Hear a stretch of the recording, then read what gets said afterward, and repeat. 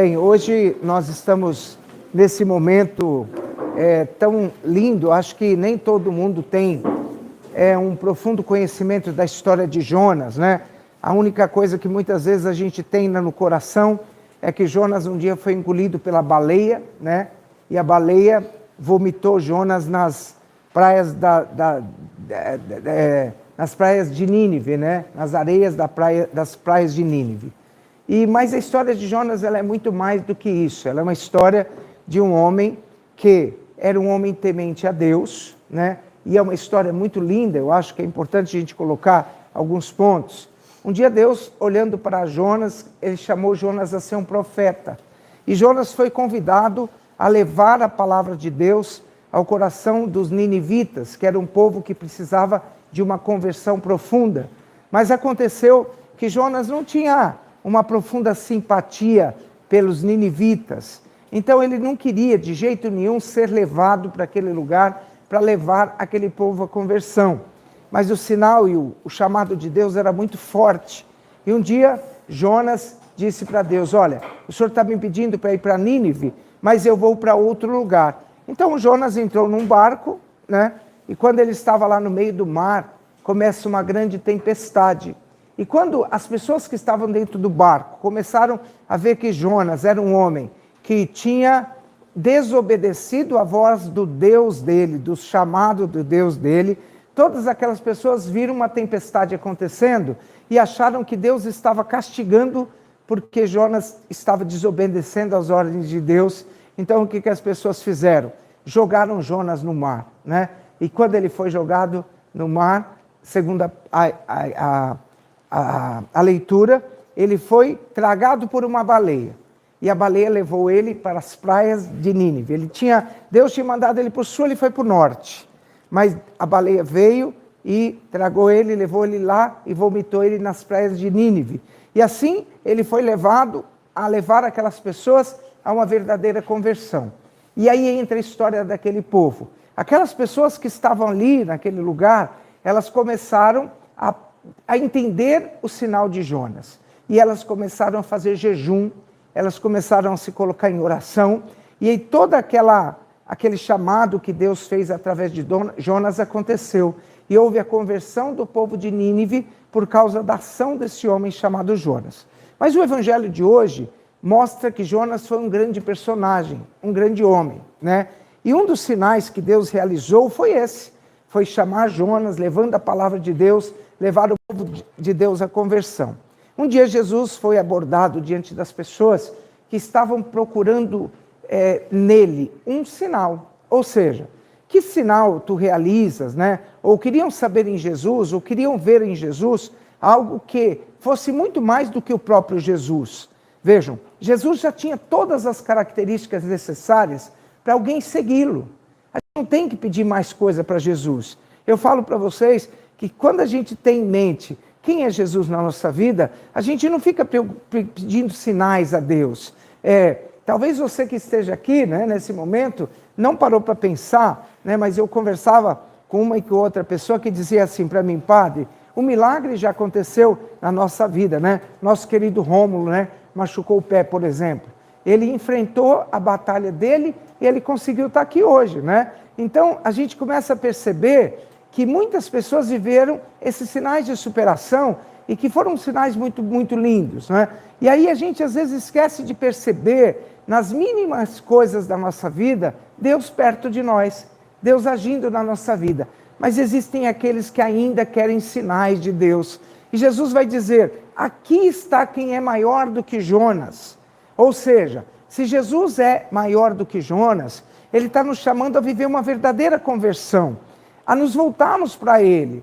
Eu sempre costumo dizer para as pessoas que a gente não tem que ser aquele católico ortodoxo, aquele católico fechado, aquele católico com viseiras do lado e que só olhe para uma direção, mas nós somos convidados a ser um católico que entenda essa visão de Cristo, essa visão de Jesus, que quer ser um Deus amigo, um Deus presente. Ontem à noite, né, eu rezando a Santa Missa, eu confesso para vocês que eu queria que naquela missa tivesse todo mundo. Eu até falei para o Zé, né, Zé? Falei: Zé, eu vou fazer a missa, eu não quero ficar sem missa, eu sou padre e vai ficar muito estranho eu sendo padre e não celebrar uma missa.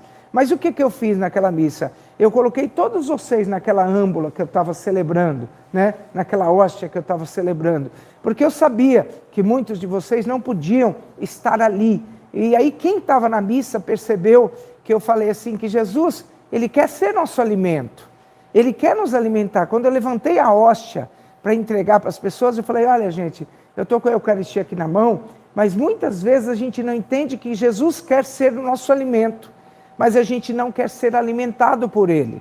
Às vezes a gente cria subterfúgios, a gente cria situações de vida e a gente não permite que Jesus seja aquele companheiro de caminhada na nossa vida, né? Hoje eu dizia para vocês, eu falo para vocês que quando eu desci, né, a gente estava lá naquela parada, eu estava com muita dor, desde uns 2 dias atrás, até um amigo, o Gerson falou que pode ser o meu tênis, né? Eu tenho uma dor no tendão terrível, uma dor que eu falo, né? E aí eu falava assim, essa dor que eu estou sofrendo, essa dor que eu estou sentindo, é uma dor que eu quero enfrentar, né? Ontem eu falava, eu não vou desistir, é uma dor muito forte, mas eu não quero desistir dessa dor. E aí eu fui tomado de um sentimento, a gente vinha partilhando um pouquinho a vida, né? Mas eu vinha partilhando a alegria, né? Talvez vocês podem não acreditar, mas eu morei no interior, morei em sítio, né? E morando no sítio, tinha dia que a nossa família se ajoelhava no chão para rezar pedindo chuva. E a gente rezava muito pedindo chuva. E eu não contei isso para vocês, mas eu pedi chuva. Muita chuva para Deus. Ele mandou na hora que eu estava caminhando, né? Eu não sei se ele quis me ensinar, mas eu pedi chuva para Deus, ou seja... Por que eu pedi chuva? Porque eu sei que a nossa cidade de São Paulo está em racionamento de água. A gente sabe, por exemplo, que o meu pai lá no Espírito Santo está em racionamento de água para molhar nossa lavoura de café que tem lá. Eu sei das dificuldades que cada um estava enfrentando. Então, eu sempre aprendi também algo importante para mim. Aquela chuva, será que ela veio só para molhar a terra? Não, ela veio para nos lavar, né? Ela veio para nos dar força. Cada pisada que eu dava naquela lama, no final, adorei que eu pisei na lama, atolei o pé, né? Atolei o pé, pisei lavar o meu tênis, assim. Mas eu adorei aquilo porque eu vi aquilo como um sinal de Deus querendo lavar a minha vida, né? Lavar os meus sentimentos e levar embora.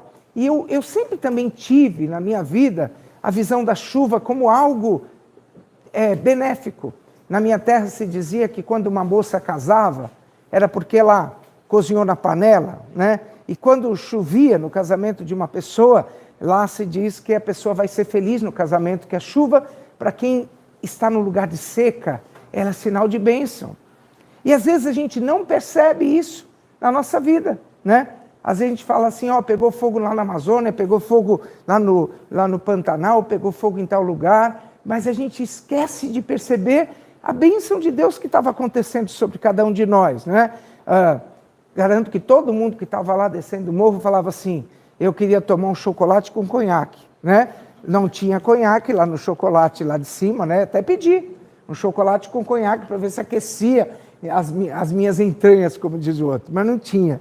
Mas eu garanto que todo mundo vinha descendo o morro falando assim, ó, eu quero beber um vinho, né? Hoje à noite, por exemplo, eu quero. Não estou incentivando o alcoolismo, tá, gente? Mas eu quero dizer para vocês que quando a gente bebe, a gente confraterniza, e eu acho que hoje é uma noite de confraternização para mim, né? É uma noite da gente celebrar a vida, da gente estar junto, da gente poder botar naquela taça ali, o fato da gente poder estar sentado junto e falar, olha, eu enfrentei uma dor na minha vida, enfrentei um sofrimento, enfrentei o meu tendão, não estou sentindo nada agora, né? Talvez amanhã cedo é que eu vou saber, né? Mas é isso. E que hoje a gente entenda que o sinal de Deus é esse. Ele está na nossa vida para nos fazer vencer. Vencer. E vencer com Cristo é muito melhor. E é isso que eu queria que vocês levassem embora. Talvez muitos de vocês vieram por vários motivos nessa caminhada. Vocês vieram porque vocês vieram acompanhar alguma pessoa, vocês vieram porque vocês queriam colocar, pedir uma graça a Nossa Senhora. Mas talvez não é isso que Nossa Senhora esteja pedindo nessa noite. Que vocês vençam com o Filho dela. É isso que Nossa Senhora está pedindo para nós. Ela está pedindo que a gente vença com Jesus, que a gente coloque Jesus na nossa vida, porque é Ele que vai dar um norte que a gente deve traçar. E se a gente desviar a nossa vida do caminho, como Jonas, a nossa vida perde o sentido, né? Então, eu quero que você, que está aqui hoje nessa celebração, abra o teu coração, sabe? Se você talvez está ainda com o coração endurecido, talvez você veio por causa de, eu vim porque eu estou querendo fazer o exercício físico, eu quero fazer o exercício de superação. Faz um exercício de superação espiritual, né? É algo muito importante. Eu não estou aqui porque eu estou querendo mostrar para as pessoas que eu estou fazendo uma coisa, o top team, né? Cadê o Jefferson que falou que um amigo dele, né? A gente viu um áudio que ele mandou para nós, dizendo que ele, olha, eu quero fazer essa caminhada. Como é que é, Jefferson, que ele usou o nome? Trend Tops, não sei nem falar, né? Tudo bem. Mas, percebam, meus irmãos, olha só, que talvez essa pessoa ainda não viveu essa experiência do superar-se todos os dias, né? E que a Nossa Senhora está me ensinando o quê? No caminho desse caminho que a gente fez de vários dias, a gente pode ir muito mais longe. Então eu vou dizer para vocês, as vitórias que a gente conquista com Jesus, elas são muito mais gostosas. As vitórias que a gente conquista com Deus na nossa vida, elas são muito mais importantes. E eu queria pedir muito a vocês isso. Coloquem-se sempre na presença de Deus, aproveitem essa caminhada e coloquem uma convicção maior ainda do que vocês estão vivendo com Deus na vida de vocês. E eu garanto que a gente vai viver muito mais feliz. Eu espero poder um dia fazer outras caminhadas com vocês, né? Não sendo aqui ou em outro lugar, né, Zé? Mas a gente pode estar junto nessa batalha, tá bem? Então vamos nos colocar na presença de Deus. E aí eu vou falar só uma coisa, pode ficar. Só uma catequese rápida, né? Talvez é algo que está me tocando o coração, que eu não sou acostumado a fazer isso. Daqui a pouquinho, né? A gente vai consagrar o vinho e a gente vai consagrar o pão, né? Aqui tem o pão que é apenas uma partícula comum, sabe? Que está aqui, ó. É um pão normal, né? E aí, daqui a pouquinho, a gente vai fazer a bênção sobre esse pão. E aí, aquilo que é pão vai se tornar corpo de Cristo. E aquilo que é vinho vai se tornar sangue de Jesus. Mas por quê? Porque a igreja segue as palavras de Cristo. Fazer isso em memória de mim. Então, o padre, eu tenho todos os meus defeitos, mas eu não tenho a pretensão de dizer que é eu que consagro. É Cristo que consagra. Eu só estou emprestando meus gestos. Mas o que eu gosto de falar para as pessoas é o seguinte: quando a gente coloca a hóstia no altar, né, a gente está colocando toda a vida nossa, né? Aí vocês vão falar, mas padre, como é que é isso? Ó, eu falo para as pessoas, essas hóstias que vão virar o corpo de Cristo, elas só vão virar o corpo de Cristo porque você existe. É porque você está aqui. E você pode não acreditar, foi você que colocou ela aqui no altar, para que o corpo de Cristo acontecesse. Mas eu quero pedir a vocês, não é a hóstia que eu quero que vire o corpo de Cristo, eu quero que você vire membro do corpo de Cristo. Sabe assim? Quando a gente for fazer agora o ofertório, eu vou pegar a hóstia e vou dizer assim, ó, bendito sejais, Senhor Deus do universo, pelo pão que recebemos de vossa bondade, fruto da terra e do trabalho humano, que agora vos apresentamos e que para nós se vai tornar o pão da vida. E aí vocês vão perceber que talvez vocês estão lá na missa, as pessoas estão cantando o canto do ofertório, mas vocês já perceberam? Bendito sejais, Senhor Deus do universo, pelo pão que recebemos de vossa bondade, fruto da terra e do trabalho humano que agora vos apresentamos e que para nós se vai tornar o pão da vida. Ou seja, a Eucaristia, ela é para você, mas ela existe porque você existe. E se não fosse vocês, a gente não estaria aqui. Pensem nisso. Então, eu quero pedir a vocês todos, né? Nós não vamos cantar nenhum canto do ofertório, tá? Porque eu quero que vocês ouçam as palavras. Ouçam o que vai ser dito aqui agora pela minha boca. Para vocês entenderem o que a liturgia católica quer nos ensinar, né? Da mesma forma, eu vou pegar o vinho daqui a pouco e eu quero que vocês vejam cada gesto que vai acontecer, tá bem? Então, irmãos e irmãs, vamos fazer o nosso ofertório.